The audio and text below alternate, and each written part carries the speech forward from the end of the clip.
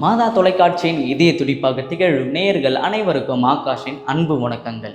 இன்னைக்கு மார்ச் 8 சர்வதேச மகளிர் தினத்தை சிறப்பிச்சுட்டு வரும். மாதா தொலைக்காட்சியின் சார்பாகவும் என்னுடைய சார்பாகவும் பெண்கள் அனைவருக்கும் சர்வதேச மகளிர் தின வாழ்த்துக்களை தெரிவித்துக் கொள்கிறேன். இன்னைக்கு பெண்கள் தினம், அதனால ஸ்டோரி ஸ்டேட்டஸ்ன்னு சொல்லி நிறைய பேர் பெண்களை பற்றி சிறப்பிச்சுட்டு இருக்காங்க. ஆனால் நான் எதுவும் தப்புன்னு சொல்லலை. ஆனால் இன்றைக்கி மட்டும் ஏன் அப்படின்ற ஒரு சின்ன ஒரு சந்தேகம் தான். நிறைய பேருக்கு பெண்கள் தினம் ஏன் கொண்டாடுறாங்க, எதனால் இந்த பெண்கள் தினம் உருவாச்சு அப்படின்ற பின்புலமே தெரியாமல் பெண்கள் தினம் அதனால் நம்ம பெண்களை கொண்டாடணும் அப்படின்னு சொல்லிட்டு dance competition, music competition, singing காம்படிஷன்லாம் வச்சுட்டு பெண்களை செலிப்ரேட் பண்ணிட்டு இருக்காங்க. ஆனால் உண்மையாகவே இது பெண்கள் தினம் அல்ல. 1908 நியூயார்க் சிட்டியில் பல்லாயிரக்கணக்கான பெண்கள் தங்களுக்கு சம உரிமை வேண்டும், வாக்குரிமை வேண்டும், அதிக வேலை, குறைந்த ஊதியம் அப்படின்ட்டு நிறைய உரிமைகளுக்காக போராடினாங்க.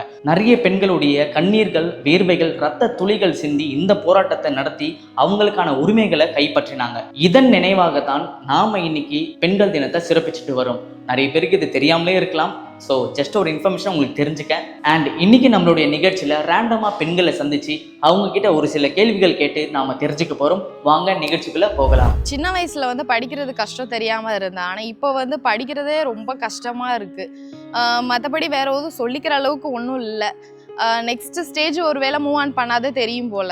அடுத்த கட்டமாக எனக்கு கல்யாணம் பண்ணி வச்சாங்க. வீட்டையும் பார்த்துக்கிட்டு, கணவரையும் பார்த்துக்கிட்டு, பிள்ளைங்களையும் பார்த்துக்கிட்டு, இதுக்கே எனக்கு நேரம் சரியாக இருக்குது. வீட்டு வேலை ஒரு பக்கம் இருக்குது, ஆஃபீஸ் வேலை ஒரு பக்கம் இருக்குது. ரெண்டுமே அட்ஜஸ்ட் பண்ணிட்டு தான் போயிட்டுருக்கேன். எங்கள் ஹஸ்பண்ட் ஒர்க் பண்ணுறாங்க, இருந்தாலும் ஃபேமிலியை சப்போர்ட் பண்ணணும்னு நானும் போயிட்டுருக்கேன். ஏன்னா பசங்களோட ஃப்யூச்சருக்காக தான். அவங்க படிப்பு செலவு, ஃப்யூச்சரில் என்ன பண்ணணும், அதுக்காக இப்போவே நாங்கள் பிளான் பண்ணி ஓடிக்கிட்டு இருக்கோம். நான் சம்பாதிச்சாதான் என் குடும்பத்தை காப்பாற்ற முடியும். ஏன்னா என் வீட்டுக்காரை இழந்து ஒரு தனிப்பெண்ணாக நான் நின்றுக்கிட்டு இருக்கேன். என் வீட்டையும் பார்க்கணும், என் வேலையும் பார்க்கணும், என் குடும்பத்தையும் கவனிக்கணும். இத்தனையும் நான் ஒரு ஆளாக நான் பார்த்துக்கிட்டு இருக்கேன். இந்த வயசு வரைக்கும் நான் தனியே வாழ்ந்தாச்சு. கணவன் இழந்தும் பிள்ளைங்கள் 2 பேரும் 2 இடத்துல இருக்காங்க. நானே ஒரு வாடகை எடுத்து தனியே சமையல் பண்ணி சாப்பிட்டு என் கடைசி காலத்தை ஓட்டிகிட்டு இருக்கு.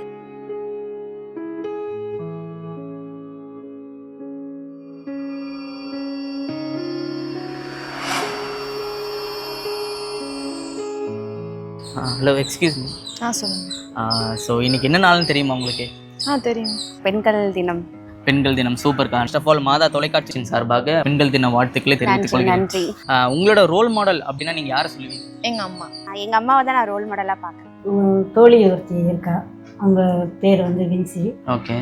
அவங்கக்கிட்டேருந்து நான் நிறைய விஷயம் கற்றுக்கிட்டேன். பொறுமை, ஒரு ஃபேமிலியில் ஒரு பிரச்சனை வரும்போது அதை எப்படி ஹேண்டில் பண்ணணும், எவ்வளோ பொறுமையாக இருந்து அந்த விஷயத்த நம்ம சாதிக்கணும் அப்படின்றத நான் அவங்கக்கிட்டேருந்து கற்றுக்கிட்டேன். அதே மாதிரி வெளியே ஒருத்தங்க நம்மளை ஹர்ட் பண்ணுறாங்க, ஒரு மாதிரி நம்மளை பிடிக்கல அவங்களுக்கு அப்படின்னாலும் அவங்கக்கிட்ட நம்ம எவ்வளோ அன்பாக கனிவாக நடந்துக்கிட்டால் அவங்களுக்கும் நம்மளை பிடிக்கும் அப்படின்றத எனக்கு அவங்க ஒரு பெரிய ரோல் மாடல். அவங்க இப்போ பெண்கள் பல இடத்துல பல துறையில் சாதிச்சுட்டு வராங்க. இன்னும் அவங்க என்ன செஞ்சா இன்னும் நல்லா வளர்ச்சி பெறுவாங்க, இன்னும் நிறைய இடத்துல சாதிப்பாங்கன்ட்டு உங்களுக்கு தோணுது? நிறைய திட்டங்கள் இருக்குது, இருந்தாலும் இன்னும் கொஞ்சம் திட்டங்கள் கொண்டு வந்தால் அவங்கள ஊக்குவிக்கிற மாதிரி ஒன்று இருக்கும். ஆனால் அதெல்லாம் பெண்களை அடிமட்டத்தில் இருக்கிற பெண்கள் வரைக்கும் அது போய் சேருதா அப்படின்னா அது ஒரு கொஸ்டின் மார்க்காக இருக்குன்னு எனக்கு தோணுது. அது சேர்ந்தது அப்படின்னா பெண்கள் இன்னும் அடுத்த கட்டத்துக்கு போகலாம். பெண்களுக்கு இனியும் அதிகமாக உரிமையை கொடுத்தா அவங்க அதுக்கு தகுந்த மாதிரி வாழ்ந்துட்டு வருவாங்க. இன்னும் சேஃப்டி இருக்குதான், ஆனால் இல்லைன்னு சொல்ல முடியாது. ஆனால் நாங்கள் போகும்போதும் வரும்போதும் இன்னும் அந்த பிரச்சனை தீர்ந்துருச்சான்னு இல்லை. ஏன்னா நியூஸ்லேயே நிறைய வருது, சின்ன பிள்ளைங்களுக்கு கூட அது சேஃப்டி இல்லாமல் தான் இருக்குது. அதனால சேஃப்டி இன்னும் கொஞ்சம் ஸ்ட்ராங் பண்ணாங்கன்னா ரொம்ப நல்லா இருக்கும். இப்போ இருக்கிற பெண்களுக்கு நீங்கள் ஒரு அட்வைஸ் சொல்லணும், ஒரு அறிவுரை சொல்லணும்னா என்ன சொல்லுவீங்க? இந்த காலத்து பெண்களுக்கு ரொம்ப ஃபோன் யூஸ் பண்ணாதீங்கன்னு சொல்லுவேன். நிறைய நான் எப்போவுமே ஃபோனில் தான் இருக்காங்க எல்லாமே. நம்ம ஏதாவது போய் ஏதாவது பேசணும்னா கூட ஃபோனில் பேசிக்கலாம், நேரில் பேசுகிறதுக்கு டைம் இல்லை, அப்படி அந்த மாதிரி இருக்காங்க. அதே மாதிரி ஒரு பொறுமை, அந்த கனிவு, அந்த அன்பு இதெல்லாம் கொஞ்சம் இல்லையோ குறைவாக இருக்கோ அப்படின்னு தோணுது. இப்போல்லாம் டைம் இருந்தது பேசுகிறதுக்கு எல்லார்கிட்டையும். இப்போ இந்த பேசுகிற இது அந்த ஃபோன் வந்ததுனாலே என்னன்னு தெரியல, கொஞ்சம் அதெல்லாம் குறைஞ்ச மாதிரி இருக்குது. பெண்கள் வந்து போல்டாக இருக்காங்க. இன்னும் கூட நீங்கள் போல்டாக இருக்கலாம். நிறைய பெண்கள் மாதிரி நீங்களும் அப்போ தான் சாதிக்க முடியும். அப்புறம் ஃப்ரீடம் நமக்கு இருக்குது. ஸோ அதை அட்வான்டேஜாக எடுத்துக்காம கரெக்டான வேலை ப்ராப்பராக யூஸ் பண்ணிக்கலாம். பெற்றவங்க பேச்சு நல்லா கேட்கணும். பசங்க இப்போ ஏனா தானோ இருக்காங்க, அப்படிலாம் இருக்கக்கூடாது. வீட்டில் இருக்கிறவங்கள மதித்து நடக்கணும், 4 பேரை மதித்து நடக்கணும். அப்படிலாம் இருந்தால் தான்ப்பா இந்த காலத்தில் வாழ முடியும், இல்லைன்னா வாழ முடியாது. இப்போ ஒர்க் பண்ணிட்டு இருக்கேன்னு சொல்கிறீங்க. ஸோ ஆஃபீஸில் வந்து நீங்கள் ஒரு எம்ப்ளாயாக, உங்கள் பசங்களுக்கு ஒரு அம்மாவாக, கணவருக்கு வந்து மனைவியாக, இந்த மாதிரி 3 பரிமாணங்களை நீங்கள் வந்து இருக்கீங்க. ஸோ இது 3த்துல எது கஷ்டம்னு நீங்கள் நினைக்கிறீங்க? இல்லை, அது எனக்கு வந்து அது கஷ்டமாக தெரியாது. எப்படின்னா வந்து எந்த வேலையாக இருந்தாலும் சரி, வெளியே போய் வேலை செய்கிறாங்க, அதுவாக இருந்தாலும் சரி, வீட்டு வேலைகளாக இருந்தாலும் சரி, நம்ம அதை வந்து விரும்பி அதை வந்து நம்ம பண்ணும்போது அதில் வந்து எந்த கஷ்டமும் இருக்காது. எந்த ஒரு இதுவும் கிடையாது. யாராக இருந்தாலும் சரி, எதுவாக இருந்தாலும் சரி, நம்ம ஹவுஸ் ஒய்ஃபு நம்ம இப்படி அந்த மாதிரியான இது இல்லாமல், நம்ம குழந்தைங்களா இருக்கட்டும், நம்ம ஹஸ்பண்டாக இருக்கட்டும், நம்ம வீடாக இருக்கட்டும், அதை வந்து நம்ம விரும்பி சந்தோஷத்தோடு நம்ம அதை வந்து பண்ணும்போது அது எதுவுமே கஷ்டம் கிடையாது. வீட்டில் இருக்க டென்ஷனில் ஆஃபீஸில் கட்ட முடியாது, ஆஃபீஸில் இருக்க டென்ஷனில் வீட்டில் கட்ட முடியாது. நான் வேலைக்கு போகலன்னா ஒன்றுமே செய்ய முடியாது. என்னை சுற்றி நிறைய சொந்தக்காரங்க இருக்காங்க.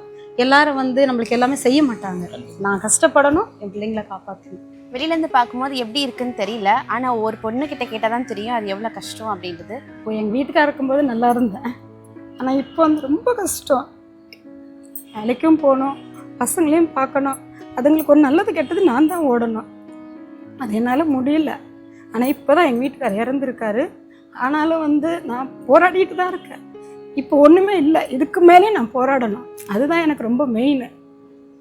என் பொண்ணை வந்து நல்லா படிக்க வைக்கணும், என் பையனை படிக்க வைக்கணும், அதுங்களுக்கு கல்யாணம் பண்ணணும், நிறைய இருக்குது, அதெல்லாம் செய்யணும். ஆனால் நான் செய்வேன். இப்போ பெண்கள் வந்து நிறைய இடத்துல வந்து வளர்ச்சி பெற்றுட்டு இருக்காங்க அண்ட் நிறைய துறையில் வந்து சாதிச்சுட்டு வர்றாங்க.